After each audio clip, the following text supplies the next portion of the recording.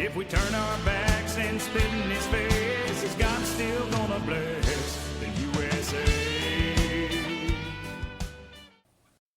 Randy DeSoto reported in the Western Journal on May 12, 2025. His article was Pro-Criminal Clergy Blocking Ambulance to Protest Detention of Illegals. Approximately 50 clergy members from New Jersey blocked the entrance to an immigration and custom enforcement facility in Newark and refused to leave until they were arrested. 2 ambulances tried to get into the facility but were turned away out of fear that the protesters would rush into the facility. The same facility also saw protests which resulted in the arrest of Newark Mayor Ras Baraka. Think of the inconsistent hypocrisy of these individuals. During COVID, these were the kind of individuals who promoted the government's COVID policies. They were bent on supporting the administration's mandates, taking Romans 13, 1-7 out of context as the authority for their actions. Now they're going against the law of the land, becoming what they opposed just a few years ago.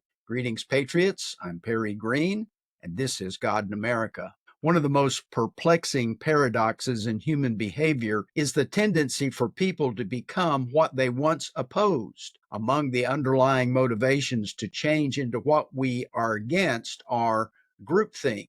This is a phenomenon where the desire for harmony and conformity in a group leads to irrational or dysfunctional decision-making, which can push individuals to adopt the ideologies they once opposed. Social pressure to conform to the group's ideals can override personal beliefs and values. We saw this in COVID when rational people stopped thinking and let the government and their peers control them. Where they would have said, "My body, my choice," they changed to "obey the government." When people gain power, they often adopt behaviors and strategies of previous oppressors to maintain their position. This transformation is driven by the inherent challenges of power dynamics and the need to control and dominate. Think of these examples. First, the religious leaders who opposed imperial occupation in Israel united with the Romans to kill Jesus. Notice this exchange in John 19:15.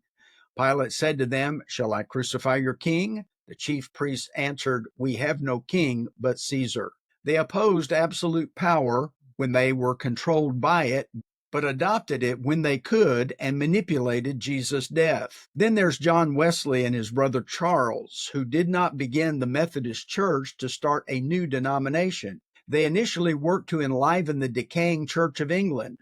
Originally, they led a conservative movement with high accountability groups as their method. Look how far it has drifted from its founding. Instead of uniting, it has split over the slavery issue in the 19th century and over morality today. Historically, the 1917 Bolshevik Revolution in Russia aimed to dismantle the oppressive Tsarist regime, but eventually led to the authoritarian rule of the Soviet Union under communism. This form of government is attractive to the elites as it brings absolute power to them. But then the American forefathers understood this principle and established a system of checks and balances in the government by dividing the power structure into 3 branches. Implementing checks and balances in power systems can prevent corruption and repetition of oppressive behaviors. When people have integrity in our administration and comply with the Constitution, we can keep from becoming the tyrants we opposed at the beginning of our country. But we've allowed our nation to become what we opposed, a corrupt, tyrannical government with enslaved citizens as its domain. Single-handedly, Gouverneur Morris wrote the preamble to the Constitution. I'm sure you memorized it as a child, and remember it begins with, "We the people of the United States."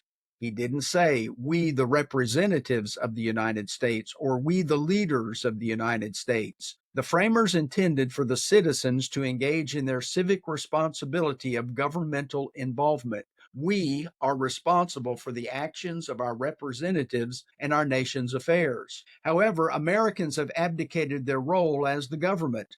Due to our lack of vigilance, an oppressive, tyrannical oligarchy has seized power, enslaving we the people. The American people who fought for liberty are enslaved.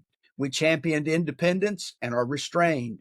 We're at the opposite pole of what we originally intended, and tyranny rules us. The most basic means to renew America's original point is to assume the founders' and framers' intentions. No matter how hard we try, if we're honest, we cannot deny their dependence on divine providence throughout our history. Without quoting our ancestors' familiar Christian nation statements, we know God was foundational. The nation was built on Jesus and the gospel, and our Constitution only works for moral and religious people. Today, Christian allegiance is low. Many reject Jesus or give lip service to his teachings. He warns us in Matthew 23, verses 27 and 28, "Woe to you, scribes and Pharisees, hypocrites! For you're like whitewashed tombs, which indeed appear beautiful outwardly, but inside are full of dead men's bones and all uncleanness. Even so, you also outwardly appear righteous to men, but inside you are full of hypocrisy and lawlessness."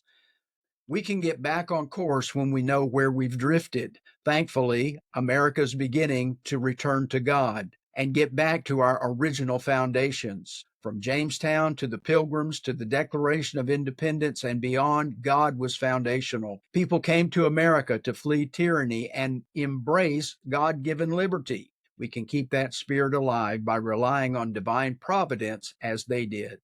Well, thanks for being with us today. Please like, follow, and subscribe to our podcast. And you can go to godinamerica.com and download the app. Until next time, let's keep the light of maintaining our purpose burning. Yeah, if we turn our back